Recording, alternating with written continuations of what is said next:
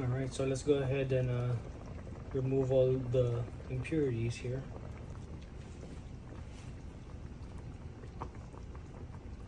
Alright guys, so this has been simmering now for about an hour and a half. So our meat itself is pretty tender, so I've removed it along with some of the taro roots, the gabi.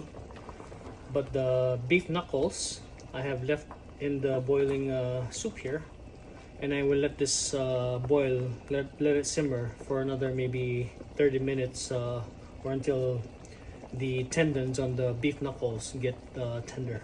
Alright guys, so our beef knuckles here have been simmering for a little bit over a couple hours.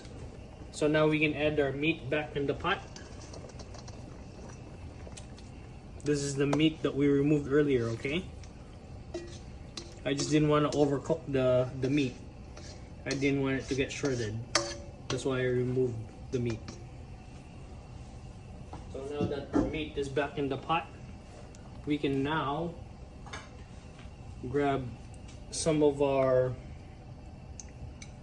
gabi, our taro roots, and we can mash them so we can thicken the soup. We can now mash these and return them back in the pot, so this will help thicken the soup, and it will also turn the soup into a whitish color. This is how I grew up making this, eating this. So every time I make sinigang, this is basically how we make it. There's different versions of sinigang, and this is our version. Alright, so now that we have mashed the taro, we can now return it back in the pot and add the remaining of the ingredients, and we're basically finished with the sinigang.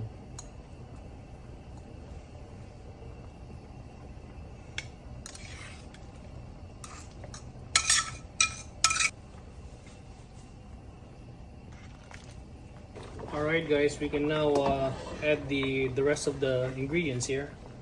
We've got our green mustard, our mustasa, and we also have some eggplants, some okra, and usually we use the serrano peppers, the sinigang peppers, but since I grow a lot of produce in the backyard, I grew a bunch of jalapenos. This time I'll be using jalapenos.